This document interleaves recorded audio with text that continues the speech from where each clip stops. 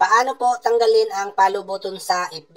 So, tanong yan ni Lods King Yuki dito sa isang tutorial natin. So, ganito po Lods ang gawin mo para po matanggal yan. I-open nyo lang po ang inyong mga Facebook.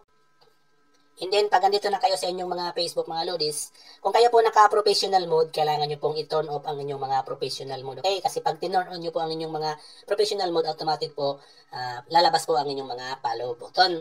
I-open nyo lang po ang inyong mga Facebook. And then, pumunta ka dito sa tatlong slash. Ayan. And then, scroll up mo, hanapin mo ang setting in privacy.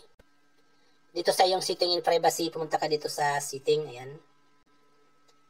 And then, dito sa setting, scroll up mo lang. And then, hanapin mo itong audience invisibility. And then, ayan, follower and public content. Yan po, hanapin nyo po yan. I-click mo yan. And then, dito, kung mapapansin nyo po ito, Hookin, Follow Me, nakapublic po yan, kaya po makikita nyo or lalabas po ang inyong mga follow button. So, ang gawin nyo po, i-click nyo po yung public button na yan, highlights. And then, ilagay mo po siya dito sa friends. Yan.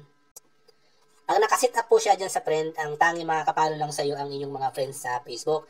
Ngayon, yung mga hindi mo friends sa Facebook, hindi ka nila mapapalo. Pwede kang ma-add friend. Kung gusto nyo tanggalin yung add friend button, meron po tayong tutorial din dyan na secret. Okay?